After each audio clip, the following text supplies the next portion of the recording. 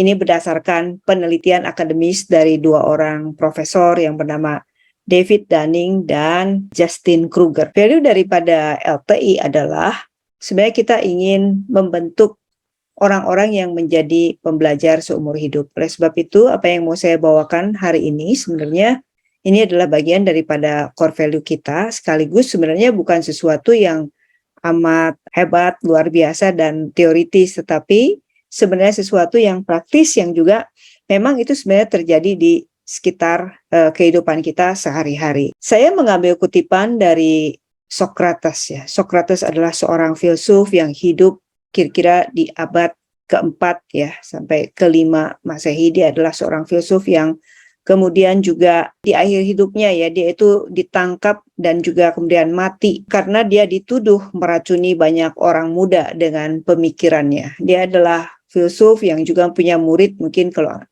Anda pernah dengar namanya Plato ya. Nah, ini adalah filsuf yang kemudian menjadi dasar fondasi bagaimana pemikiran barat itu berlangsung. Nah, Socrates mengatakan bahwa true wisdom comes to us when we realize how little we understand life, ourselves, and the world around us. Kebijaksanaan yang benar itu datang ketika kita menyadari bahwa seberapa kecilnya mengerti mengenai kehidupan, mengenai diri kita sendiri dan dunia di sekitar kita. Kita sering ya di sekolah mungkin ya kita mempelajari banyak objek ya, dunia di luar kita, mengenai alam dan sekitarnya, mengenai situasi, kemudian ekonomi, politik, dan seterusnya ya. Bahkan kita punya major-major ya, ada jurusan manajemen, ada jurusan IT, dan seterusnya. Tetapi itu semua adalah bagian yang di luar daripada diri kita. Dan sangat sedikit sebenarnya kita mempelajari diri kita sendiri. Nah, malam hari ini sebenarnya itu yang akan menjadi bagian adalah bagaimana kita sebenarnya mempelajari diri kita sendiri. Karena kalau saya pelajarin sebenarnya Dunning-Kruger effect itu bukan masalahnya atau kita bukan sedang mempelajari apa itu, tetapi sedang mempelajari human behavior, human thinking ya, dan bagaimana kita sebagai manusia. Dunning-Kruger ini dimulai dengan satu kejadian ya, pada tanggal 19 April tahun 1995, di mana seorang yang bernama MacArthur Wheeler, dia itu merampok bank. Dan waktu dia merampok bank, dia sama sekali tidak menutup mukanya. Jadi seperti gambar yang kita lihat bersama di sini, dia merampok bank ya dengan muka yang terlihat jelas dari CCTV ya. Dan kemudian di hari yang sama, kira-kira tengah malam, dia itu sudah dapat ditangkap polisi. Lalu MacArthur ini bertanya-tanya kepada polisi, kok bisa ya dia itu tertangkap ya? Padahal kata dia, saya sudah melumuri wajah saya dengan lemon. Nah, bagi MacArthur ini, melumuri wajahnya dengan lemon itu sama seperti ketika kita menulis di kertas dengan lemon, maka tulisannya menjadi tidak terlihat. Tentu bagi kita yang berpikiran katakanlah cukup logis ya, cukup waras begitu ya, ini orang mana mungkin gitu kan hanya dengan melumuri wajahnya dengan lemon, kemudian bisa tidak nampak wajahnya. Tetapi itu terjadi di Amerika ya, dan ini satu kisah yang kemudian menjadikan Dunning dan juga Kruger kemudian meneliti apa sih sebabnya yang melatar belakangi seseorang bisa mempunyai pemikiran sedemikian. Yaitu yang pertama adalah masalah language ya, secara gramatika, kemudian riset terhadap sense of humor, dan juga sense kepada logik. Nah, mereka menanyakan kepada orang-orang ya mengenai pendapat mereka terhadap diri mereka sendiri, mengenai kemampuan mereka di bidang humor, kemampuan mereka di bidang logik, dan kemampuan mereka di bidang bahasa. Lalu setelah itu mereka dites ya. Nah, it's very surprising begitu. Mereka yang menganggap dirinya itu mempunyai tingkat kebahasaan yang tinggi secara gramatika, kemudian tingkat logika yang tinggi, dan kemudian juga sense of humor yang tinggi, ternyata ketika dites hasilnya itu berada di bawah. Ya. Sedangkan mereka yang mengatakan, wah saya ini nggak bisa ya, saya ini bahasanya tidak baik, saya ini secara logika tidak terlalu bisa berpikir logis. Ternyata setelah dites mereka mempunyai hasil yang jauh lebih baik daripada mereka yang ngaku bahwa mereka itu bisa dan mereka kompeten di bidang itu. Inilah yang kemudian oleh Dunning dan Kruger itu diambil ya, menjadi satu riset. Ternyata orang-orang yang mempunyai confidence yang cukup tinggi ya, itu kecenderungannya itu ketika dites kemampuannya tidak sesuai seperti apa yang mereka ya. Kalau kita lihat di gambar ini ya, di sini ada tuh gambar kucing. Lalu orang yang kemudian satu pack ngelihat di kaca itu sebagai six pack ya. Nah, itu disebut dengan Dunning-Kruger effect ya, bagaimana seseorang melihat dirinya itu seperti lebih hebat gitu daripada kenyataannya. Ini sebenarnya terjadi karena ada yang disebut dengan cognitive bias ya. Jadi ketidakmampuan untuk merecognize kemampuan knowledge ya, baik di dalam knowledge maupun skill dari dirinya sendiri dibandingkan dengan kenyataannya. Nah, ini yang dikatakan oleh Dunning dan Kruger di dalam papernya ya. People with low ability at the task tend to overestimate themselves. Jadi orang yang mempunyai kemampuan yang cukup rendah biasanya itu menganggap atau menilai dirinya itu agak lebih ya dibandingkan dengan realitanya. Nah, ini juga dihubungkan dengan confidence ya. Kalau kita lihat ini kita biasa lihat ini ada chart ya. Satu yang aksisnya X itu bicara mengenai kebijaksanaan atau masalah pengertian dan skill. Sedangkan yang vertikal itu berbicara mengenai confidence ya. Nah, kalau kita lihat grafik ini, maka kita akan lihat bahwa orang-orang yang sebenarnya secara kemampuan itu tidak terlalu baik ya, biasanya itu mempunyai tingkat confidence yang tinggi. Karena dia makin tahu, makin belajar, biasanya kita makin mengerti bahwa sesuatu itu tidak sesimpel yang kita pikirkan atau tidak sesimpel yang kita anggap ya. Nah, biasanya kalau sudah semakin belajar, kemudian kita melihat, waduh, ini tambah susah ya. Ini ternyata tambah kompleks. Maka akan jatuh kepada sesuatu yang namanya itu valley of despair. Di mana di situ orang biasanya melihat, aduh ini ternyata saya nggak mampu lah. Ada biasanya orang kalau ketika melihat satu kesulitan di dalam mempelajari skill tertentu, knowledge tertentu, mereka bilang, aduh ini terlalu sulit, maka saya lebih baik, sudahlah ya, saya nggak usah lanjutkan. Tetapi ada juga orang yang bilang, oh oke, karena ini sudah lebih sulit ya, dan saya sudah menghabiskan waktu sedemikian, maka saya lanjut belajar. Maka dia akan lanjut belajar, dan di titik tertentu dia akan mendapatkan satu yang sifatnya lebih lebih menguasai begitu kan ya. Nah, seiring ketika orang semakin menguasai, maka confidence-nya juga akan makin naik. Nah, ini yang kita ya di dalam kehidupan sehari-hari sebenarnya ini bisa kita lihat. Saya tidak sedang hendak menyindir atau mengejek ya orang-orang ya, biasanya ini anak-anak muda ya, coba kita perhatikan ya, yang mungkin baru lulus atau kemudian juga baru mempelajari sesuatu yang baru begitu ya, mungkin baru baca satu buku baru lulus dari kuliah, biasanya mereka cukup confident ya dengan seperti mereka mengetahui segala sesuatu ya. Dan orang-orang yang seperti ini yang biasanya itu terlihat sangat meyakinkan walaupun pengetahuannya sedikit ya. Dan ya mungkin ada orang-orang yang stop di situ ya. Jadi ya dia cukup confident tapi pengetahuannya tidak terlalu banyak. Tetapi ada orang-orang yang kemudian mereka juga ingin terus ya belajar, memperbaiki, belajar untuk kemudian menjadi lebih baik.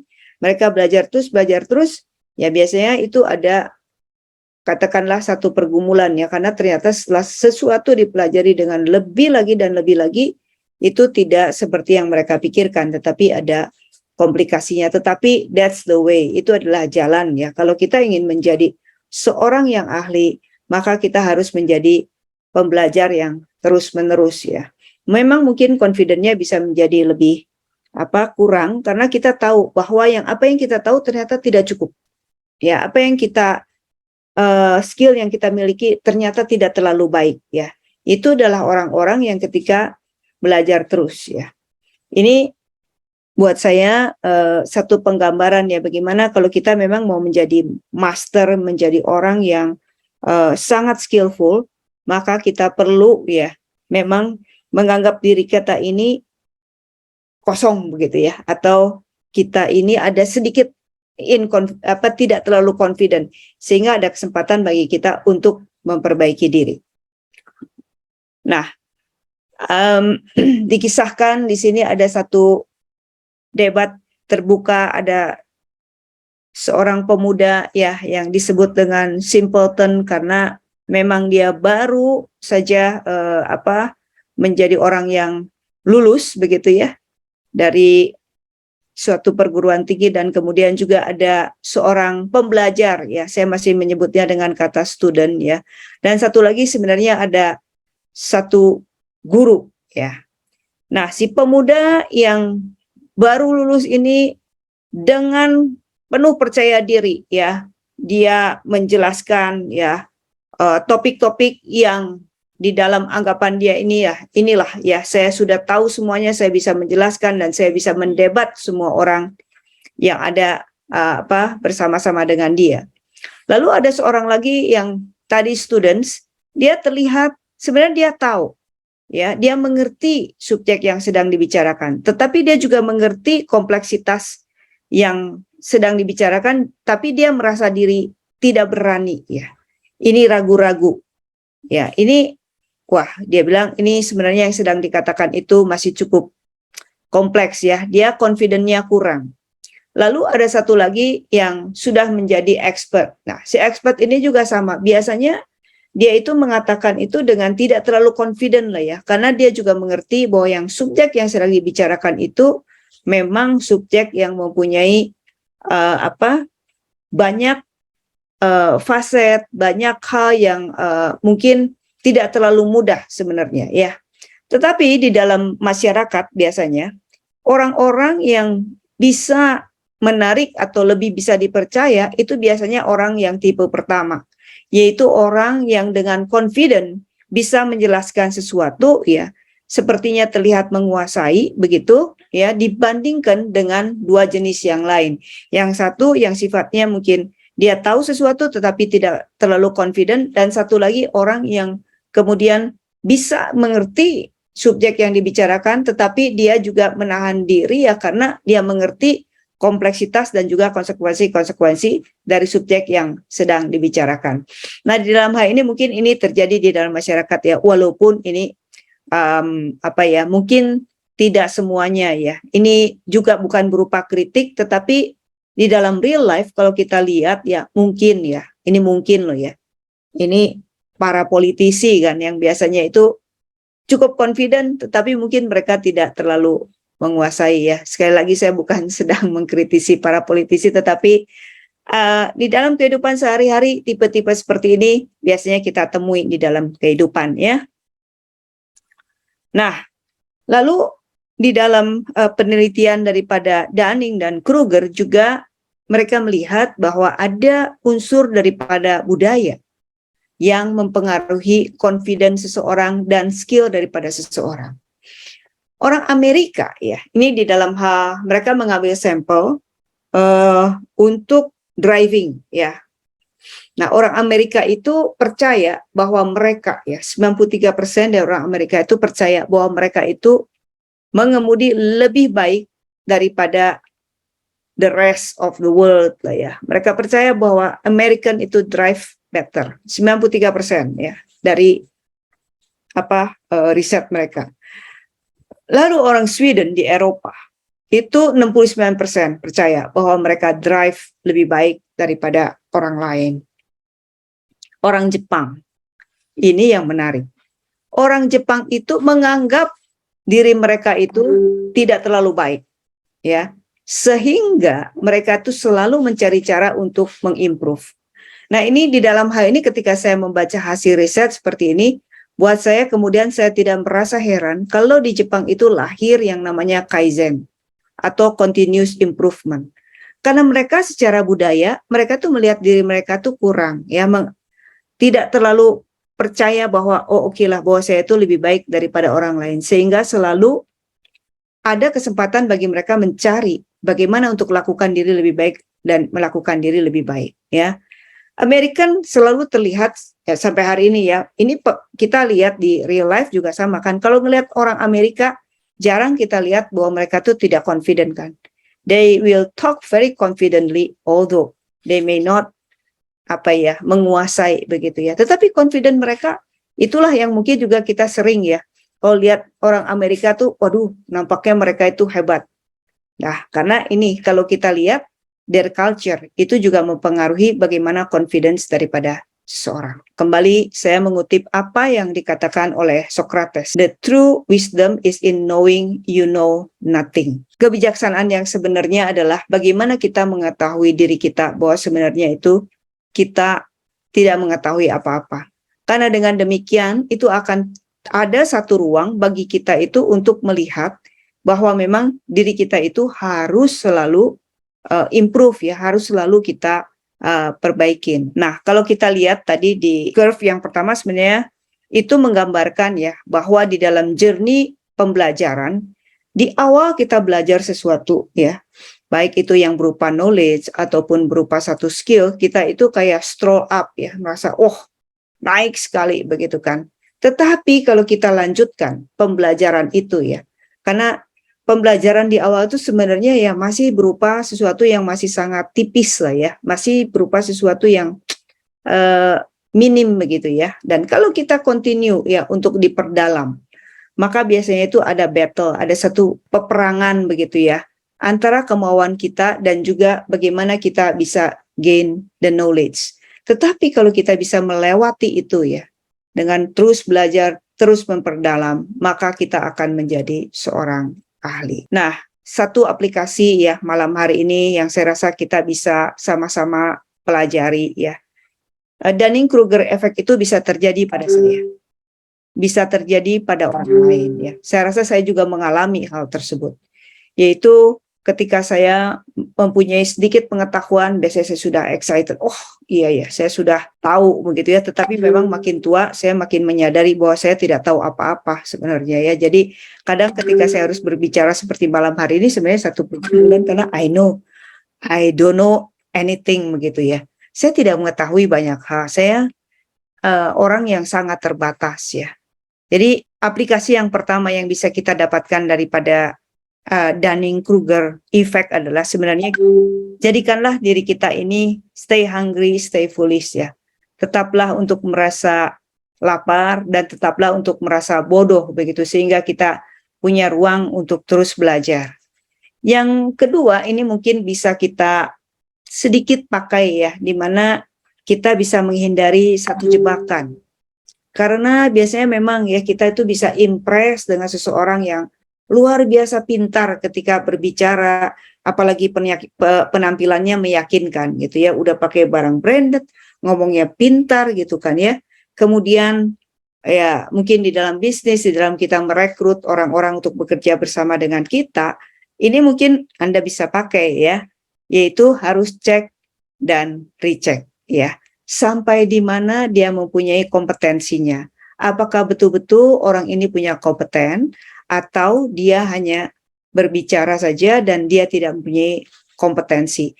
Jangan-jangan seperti apa yang peribahasa Indonesia katakan, ya tong kosong nyaring bunyinya. Ya, jangan terpesona dengan confidence seseorang, jangan terlalu terpesona dengan apa yang dia katakan ya, sebelum Anda betul-betul mengecek kemampuan orang tersebut. Yang ketiga adalah mengenai knowing ourselves, bagaimana kita mengenal diri kita sendiri. Sangat minim ya kita ini meluangkan waktu sebenarnya untuk mengenal diri kita sendiri. Kita ingin mengenal orang lain, kita ingin mengenal dunia kita, tetapi kadang-kadang kita tidak terlalu mengenal diri kita sendiri. Oleh sebab itu kadang-kadang ya, kita di dalam kehidupan tuh kita cuma ngomongnya gini, saya nggak mau ini, saya nggak mau itu.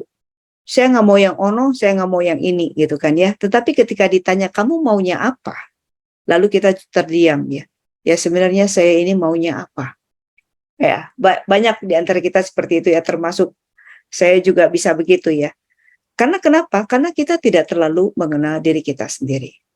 Nah, bagaimana kita perlu mengenal diri kita sendiri adalah supaya kita bisa membedakan ya, discern what you know. Membedakan apa yang kamu tahu, apa yang kamu bisa, dan mengetahui juga apa yang kamu tidak tahu dan apa yang kamu tidak bisa. Ini menurut saya sangat penting ya di dalam kita, bagaimana kita ini sebagai manusia ya. Ketika kita mengenal diri kita lebih baik, saya yakin kita juga bisa lebih mengenal orang lain lebih baik. Dan tentunya ini akan bisa beneficial kalau kita bisa mengenal diri kita lebih baik ya. Oke, ini hanya sekedar jokes. Kata orang banyak belajar, banyak lupa. Sedikit belajar, sedikit lupa. Tidak belajar, tidak lupa. Pilihannya ada di tangan Anda. Oke, terima kasih semuanya Bapak Ibu.